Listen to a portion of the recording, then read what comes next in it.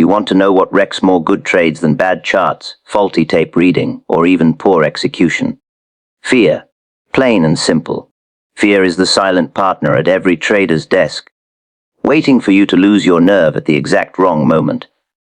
Now, you might think you're immune. You've studied the markets, you've read the books, you've seen the charts. But tell me what happens when the tape moves against you just a little faster than you expected. Do you stay calm or do you flinch? I've seen fortunes vanish in the blink of an eye, not because the man didn't know how to read the market, but because fear whispered in his ear and told him to act when he should have sat still. You ever notice how a small loss feels twice as heavy as a small win? That's fear working on your nerves. That's what makes a trader throw away a perfectly good position, just when the market was about to prove him right. A trader without discipline is like a gambler in a bucket shop. He's not working with reason. He's working with hope and fear, and both of those emotions are ruinous if left unchecked.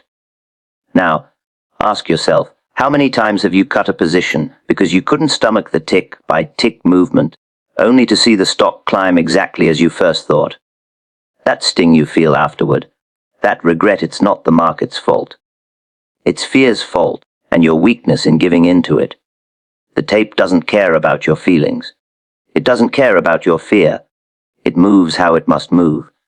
That's why I always said, the market is never wrong, opinions often are, and most of those wrong opinions don't come from ignorance of the market, they come from fear twisting a man's judgment. You had the right line on the stock, but you didn't have the stomach to hold it. So what good is your market knowledge if fear keeps robbing you before your judgment pays off? You know what fear does best? It makes you blind to the bigger picture. You stare at every wiggle in the market, every half-point move, as if the world is ending. But trading isn't about the wiggles. Trading is about the trend, the big swings, the direction of the tide. Whoever made a fortune by snatching at nickels when the real move was in dollars? Fear keeps your eyes on the nickels, never the dollars. Tell me, haven't you felt that nervous itch to grab a quick profit, even though your reasoning told you to sit tight? That itch is fear dressed up as prudence. And if you scratch it, you'll bleed out your profits. Let me tell you, the big money is never made in the first few hours of a move. It's made by sitting tight. But fear doesn't let you sit.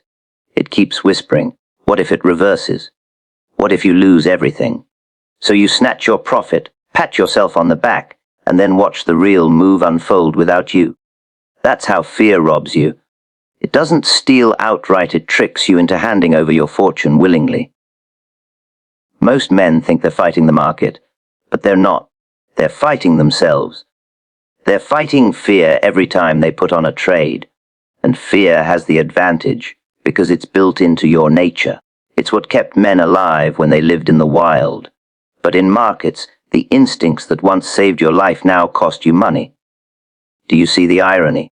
The very thing that once kept your ancestors safe from the tiger now keeps you from sitting on the profits you worked so hard to position for. I've seen men who knew more about company reports, crop cycles, and market gossip than anyone alive, and yet they died broke. Why? Because they couldn't master their own fear. They couldn't sit through a normal retracement without selling out. They mistook every little shakeout for a crash, and they mistook every rally for a top. That's not trading, that's panic dressed up as strategy. Tell me honestly, how often do you confuse your nerves with insight?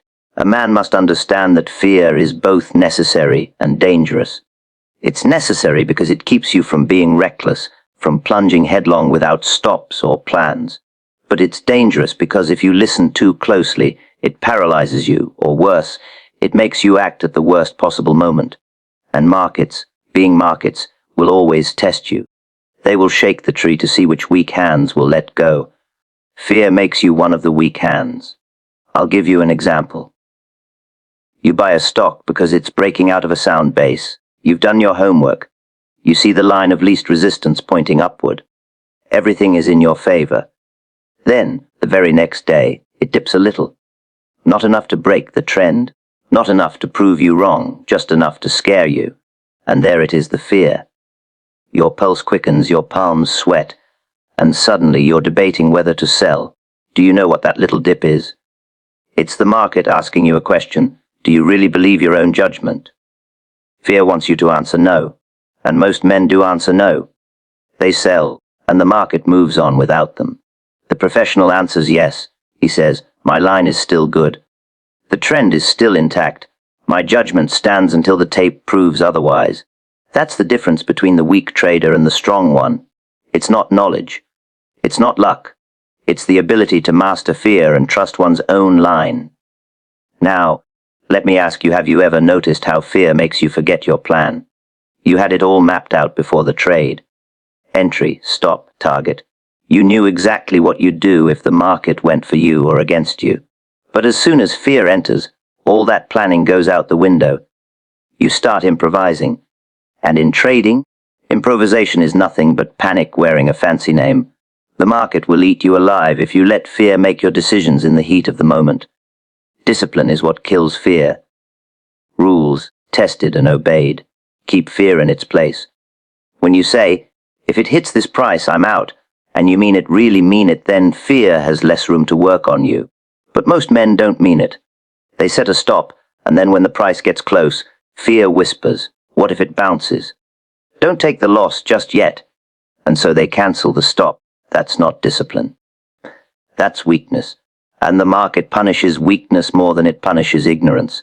The money mindset of a trader is simple in theory, but devilish in practice. Cut losses quickly, let profits run. But fear flips it upside down. Fear makes you cut profits quickly and let losses run. Isn't that exactly what you've caught yourself doing? Fear tells you to grab that little win before it slips away, and it tells you to hold on to that loser because it might come back. And so, slowly but surely, fear grinds your account down, not in one dramatic crash, but in 1,000 little betrayals of your own better judgment. The chart never lies. The tape tells the truth. But your fear clouds your eyes so you can't see it. You convince yourself that maybe this time the rules don't apply. Maybe this one loser will turn into a winner if you just hold. That's not trading. That's hope. And hope is even worse than fear, because hope is fear dressed up in a smile. Ask yourself, how many times have you held a stock just because you were afraid to admit you were wrong? That's fear again, but wearing the mask of pride. Fear is sly like that. It doesn't always shout. Sometimes it whispers. It tells you that you're being cautious when you're really being cowardly. It tells you that you're being patient when you're really paralyzed. And unless you learn to recognize those whispers for what they are, you'll never get past the point of being a small trader. Because big traders, real operators, don't let fear run the show. They respect it, but they don't obey it. I'll tell you something you may not like to hear. The market rewards the man who can do the hard thing. And the hardest thing in trading is often the simplest: sitting still. Not selling when you want to sell. Not buying when you want to chase. Just sitting, holding, and letting the tape prove you right. But fear makes sitting still feel unbearable. It gnaws at you. It whispers that you're about to lose everything. And so you move when you should sit, and sit when you should move. The wealth in trading doesn't come from one lucky strike. It comes from compounding good trades, from letting winners stretch far enough to cover the inevitable small losses. But if fear keeps you from letting winners stretch, how can you ever compound? Think about it, a string of small wins and small losses gets you nowhere. It's the big swing that makes the account grow, and fear keeps you from riding the big swing. Have you ever felt that? You sold too early, then watched in agony as the stock doubled without you. That's fear robbing your compounding. Markets are a weighing machine, not a slot machine. If you approach them with fear, you turn them into something they're not. You start gambling instead of trading. And gamblers always lose in the end, because gamblers are ruled by their emotions. Traders must be ruled by judgment, and judgment is only clear when fear is under control. So I ask you now, are you trading your plan, or are you trading your nerves? When the heat is on, when the tape shakes, when the stock dips against you, do you see the line, or do you only see your fear? Because that's the real test of a trader. It's not what you know when the market is calm. It's what you do when the market tries to shake you out. Fear makes traders sell too soon and miss the big move. That's the first and most common way it destroys good trades. You see, every man who steps into the market dreams of catching a move that pays him well for his judgment and patience. He spends hours studying the charts, watching the tape, reading the signs. He convinces himself he's ready, he's prepared, and when the setup finally shows itself, he acts. He buys. For a moment, he feels strong because he's taken his position with conviction. But then the market begins to move in his favor, and fear starts whispering in his ear. Take the profit now, it says, before it slips away. The stock is only up a few points, not nearly the move he envisioned when he bought it. But fear doesn't care about visions or logic. Fear cares only about immediate safety, about escaping what might come next. Have you ever felt the tightening in your chest when a position you hold shows you a small profit? It feels like relief, like victory, and yet at the same time, you're terrified that it will vanish. That sensation is fear. Instead of allowing you to let the profit grow, it drives you to snatch it at the first opportunity. You tell yourself you're being prudent, that nobody ever went broke taking a profit. That phrase has destroyed more traders than I care to count. Because while you're congratulating yourself for taking a few points off the table, the stock goes on to make the big move you first anticipated, and you're left watching from the sidelines. That is fear robbing you, not the market. The truth is, the big money is made by sitting tight, not by jumping in and out with every wiggle. The market doesn't hand out fortunes in an afternoon. It tests you, it shakes you, and it demands patience. But fear hates patience. Fear thrives on urgency. It tells you that the few points you've gained are at risk, that if you don't take them now, you'll lose everything. Tell me, how many times have you sold too early only to see the stock continue to climb? That bitter taste in your mouth afterward, that's the taste of fear controlling your decisions instead of your reason. When a trader sells too soon, he confuses activity with wisdom. He thinks locking in the small win proves his cleverness, when in reality it proves only that fear has a stronger grip on him than his own conviction. The great operators of the market never think in terms of pennies or nickels, they think in terms of the entire swing. They don't let a small profit distract them from the larger line of least resistance. But fear convinces the average trader that any gain, no matter how small, must be captured before it disappears. It's like a child clutching at candy, afraid someone might take it away. And just like a child, the trader ends up with crumbs instead of the feast. Think about how markets move. A real bull swing doesn't travel in a straight line. It advances, it pauses, it retraces a little, then it continues. Those pauses and retracements are natural. They're part of the game. But fear makes a trader see every pause as the beginning of disaster. He watches his profit shrink by a fraction, and instead of holding through it, he sells in panic. And the moment he's out, the stock resumes its climb without him. Haven't you lived through that exact frustration? That's not the market cheating you. That's your fear stealing from you. There's an old truth that never changes. The market is designed to test conviction. It will never hand over a fortune easily. It will always make you doubt, always make you question. And fear is the tool it uses. The operator who can master fear, who can sit through the tests, will be rewarded with the full measure of the move. The man who cannot will sell too soon, every time, and will never build wealth. Because wealth in markets doesn't come from stringing together small scraps of profit. It comes from holding the big winners long enough for them to cover all the small losses and still leave you ahead. Now, you may say to yourself, but isn't it safer to take the profit while it's there? That's fear talking. Safer in the moment, yes.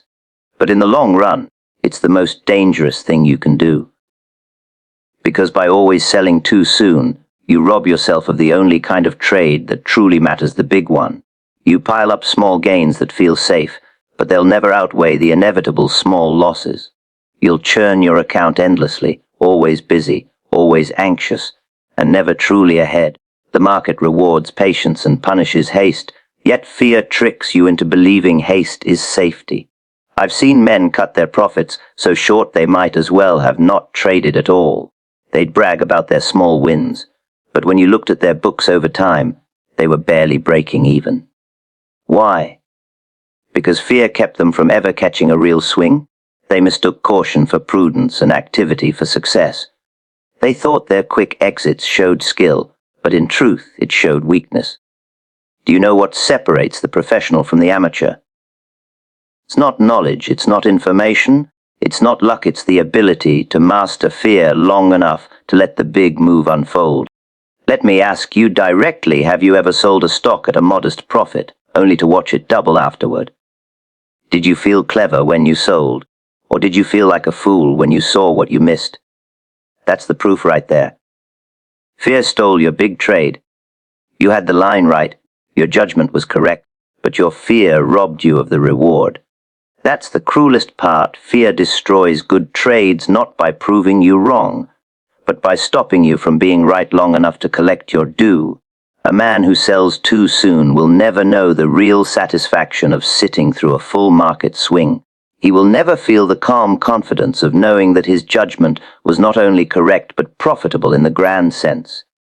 Instead, he will live in a constant cycle of relief and regret relief that he took something off the table. Regret that he never held long enough for the real payday. Fear locks him into that cycle, and unless he learns to break free, he will never rise above mediocrity as a trader. The discipline to let profits run is not about greed, as some might tell you. It's about overcoming fear. It's about trusting your judgment and the market's line of least resistance. If you buy correctly, if your reasoning is sound, then fear has no business telling you when to sell.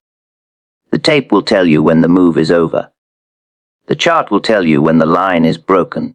Fear tells you only to quit before your work is done, and too many men listen. So, when you find yourself itching to sell after a small gain, stop and ask, am I acting on my plan, or am I acting on my fear?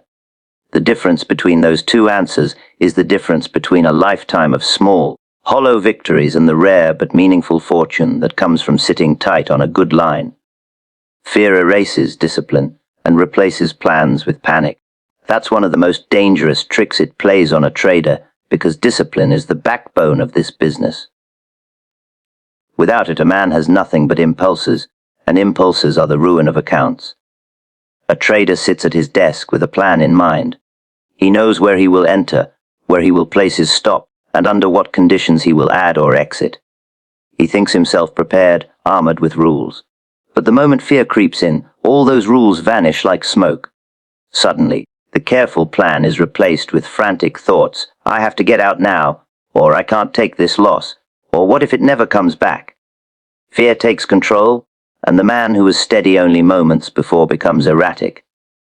Tell me, how many times have you started a trade with a clear plan, only to throw it away the moment the market moved against you? Discipline is a shield. It's the thing that separates speculation from gambling. You create your rules from experience, from study, from judgment. They are your guide when the market becomes uncertain. But fear doesn't respect rules. Fear makes you believe the rules no longer apply, that this time is different, that you must act quickly or face disaster.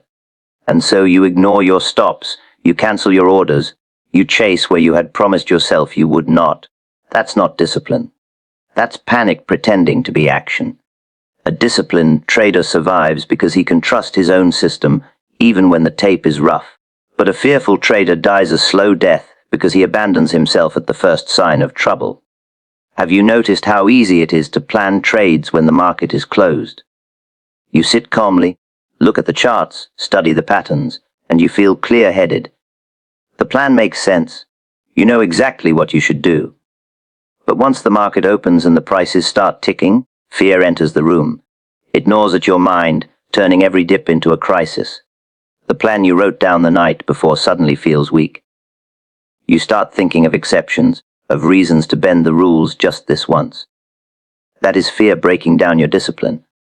And when your discipline breaks, your plan means nothing. The danger is not just in one trade. It's in the habit that fear builds. Every time you let fear override your plan, you train yourself to distrust your own rules. You make it easier the next time to abandon discipline even faster. Soon you're not trading a method, you're trading your nerves. The market becomes a battlefield of emotions instead of a place of judgment. Do you see how fear can eat away at discipline slowly, trade by trade, until there's nothing left but reactions? Let me tell you something important. The market loves to test you. It will always move just far enough against you to make you doubt your plan. That's its nature. Those shakeouts and reversals are designed to make weak hands drop their positions. Discipline is what keeps you from becoming one of those weak hands. Without discipline, you are nothing but fodder for the stronger players. But fear convinces you that every test is a signal to abandon ship. And so you sell when you should hold, you hold when you should cut, and you watch your account bleed in both directions. A man who lets fear erase his discipline is like a captain throwing away his compass in the middle of a storm. He may still steer the ship, but he steers it blindly, pulled by every wave and gust. Sometimes he'll get lucky and make it through, but luck is not a plan. Eventually, the storm will sink him. Trading without discipline is no different. You may win a trade here and there by sheer accident, but the market will always catch you in the end, and it will catch you because fear has made you abandon the very tools designed to protect you. Think of the stop-loss order. It is a trader's safeguard, the tool that prevents a small mistake from becoming a catastrophe. Yet fear often convinces traders to remove their stops. The stock will turn back, they tell themselves. I don't want a lock and a loss. That's fear speaking. And instead of taking the planned small loss, they hold and watch the loss grow into something unmanageable. The plan was to cut quickly, but panic has replaced discipline, and now hope takes over. That's how accounts are destroyed, not by bad setups, but by fear erasing the discipline to follow the plan. Have you done that yourself? Set a stop, then cancelled it when the price neared. That's fear in its purest form. Discipline also means sticking to your position size, managing your risk properly. But fear pushes traders to change their sizing in the heat of the moment. Some trade too small out of fear of losing, so even when they're right, the gain is meaningless. Others suddenly double their size because fear tells them they must make back a loss quickly. Both are errors born of abandoning the plan, and both lead to ruin over time. If you cannot keep discipline in your size and risk, the market will eventually take from you all you've built. Another way fear destroys discipline is by making traders chase. You told yourself you'd wait for the right setup, the right breakout, the right line of least resistance. But when you see the stock running, fear of missing out takes over. Suddenly you abandon your plan to wait for a proper entry, and you jump in late. That's not strategy, that's panic dressed up as opportunity. And most times, it ends with you buying at the top, just before the stock turns. The plan is lost, the discipline is gone, and the loss is almost guaranteed. The irony is this: fear makes traders feel like they're acting wisely when they abandon their plan. It feels urgent, it feels responsible. But it's nothing more than a lack of control. Discipline doesn't feel urgent. It feels steady, patient, calm. And that calmness is precisely what fear cannot tolerate. Fear thrives in noise and hurry, in doubts and second-guessing. Discipline kills fear because it removes decisions in the heat of the moment. You already decided last night where you'd exit. You already decided your risk. So in the trading day, there should be nothing left to fear. But if you abandon the preparation, you leave yourself wide open. Ask yourself, how often have you told yourself you'd stick to your rules, only to watch yourself break them the moment things got uncomfortable? Do you think the problem is the rules, or is it your fear overriding them? The truth is harsh. The rules would have saved you, but you didn't have the discipline to follow them when it mattered most. The market doesn't punish ignorance half as much as it punishes weakness, and the weakness of letting fear replace. Discipline is the worst of them all. Discipline means you trust your judgment until the tape proves you wrong. Fear means you second-guess yourself before the tape has even spoken. And that is why fear destroys good trades, because even when you're right, it makes you act as though you're wrong. You had the plan, you had the setup, but fear erased it, leaving only panic to guide your hand. Fear whispers louder when the market tests conviction. That is when traders truly reveal themselves, not in calm waters, not when the tape moves smoothly in their favor, but when the market throws its natural shakes and reversals. Every strong trend carries with it moments of doubt, small breaks that look like the end, sudden moves that seem to betray your judgment. These moments are not accidents. They are the market's way of testing whether you really believe in your line. And it is in those moments that fear's voice grows loudest. Have you ever noticed how quiet your fear is when a trade is going straight your way, and how suddenly deafening it becomes at the first sign of trouble? A strong operator knows that conviction is not built on blind faith. Conviction is built on study, judgment, and preparation. You do your work before you enter the trade. You understand the line of least resistance, the trend, the levels where you are wrong. That preparation is supposed to give you the strength to sit tight when the inevitable tests arrive. But fear has a way of making you forget all of that. A single retracement, a dip of a few points, and suddenly you question everything. The plan that felt solid yesterday feels shaky today. You start hearing fear whispering, what if this is the top? What if this is the end of the move? What if you lose it all by staying in? The tape hasn't broken your line, the trend is intact, but fear makes you see ghosts that aren't there. Conviction is expensive in markets because it requires patience, and patience is exactly what fear hates. The market pauses, and fear screams that the pause is reversal. The market retraces, and fear insists the retracement is collapse. The operator who lacks conviction listens to that voice and sells out just when he should have held firm. Tell me, have you ever endured the frustration of selling at the exact low of a pullback only to watch the stock turn and rally without you? That's fear having the final word over your conviction. The professionals know the tape is never a straight line. They know that every great move is full of tests, designed to separate the strong from the weak. They expect the market to shake, to hesitate, to move against them temporarily. But they hold conviction through those tests because their judgment is not swayed by noise. Fearful traders, on the other hand, take every test personally. They believe the market is singling them out, punishing them, mocking them. So they act, not on the plan, not on the evidence, but on the panic in their chest. And that panic leads them out of good trades more reliably than any stop ever could. Think of it this way: if a stock climbs 10 points, it won't do it in a straight climb. It will go up 3, down 1, up 2, down another, and so on. Those down moves are tests. They ask, do you really believe this trend is higher? A man with conviction says yes and holds. A man ruled by fear says no and sells. The stock doesn't care what he says, of course. It continues on its way, higher, with or without him. But his account suffers because he traded his fear instead of his conviction. One of the hardest things for any trader to accept is that the market will always make him uncomfortable.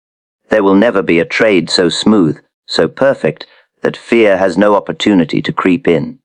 Even when you're right, you will feel fear, because the market knows how to test you. It will shake you out if you let it. That's why conviction must be stronger than fear. Without conviction, you'll never stay in long enough to realize the reward of your correct judgment. You'll sell too soon, you'll buy back too late, and you'll spend your career chasing instead of sitting. Have you ever wondered why so many traders are always entering and exiting, never holding? It isn't lack of setups, it's lack of conviction under the weight of fear. Fear also grows louder in proportion to your position size. If you've risked too much, every tick against you feels like a hammer blow. Your conviction may be sound, but fear overwhelms it because the stakes are too high. That's why discipline in sizing is tied directly to conviction. You cannot hold steady if fear has been given the power to shout louder than your plan. Many men think they lack conviction, when in truth they are simply over-leveraged, giving fear a megaphone it doesn't deserve. The great operators of the past all knew this. The market will make you doubt. That doubt is not a signal in itself, it is a test. The weak trader listens to his doubt and mistakes it for wisdom. The strong trader notes it, respects it, but waits for the tape to truly prove him wrong before he acts. That is the difference between being tested and being defeated. Fear wants you defeated before the test is even finished. It wants you to abandon your line before it's actually broken. How many times have you exited too early, only to realize later that your line had never truly failed? That realization is painful, because it reveals that it wasn't the market that cost you money, it was your fear. Conviction is not stubbornness. A stubborn man ignores the tape. A man of conviction listens carefully to the tape but does not confuse noise with signal. He knows the market is allowed to breathe, to shake, to test. Fearful traders don't understand this distinction. They hear every whisper of the market as a scream, every retracement as a catastrophe, and so they live in a constant state of nervousness, always ready to abandon ship. That's no way to trade, because that's no way to ever catch a full move. Let me ask you, when you put on your last winning trade, did you hold it to its full potential, or did you let fear chase you out before the job was done? Be honest with yourself.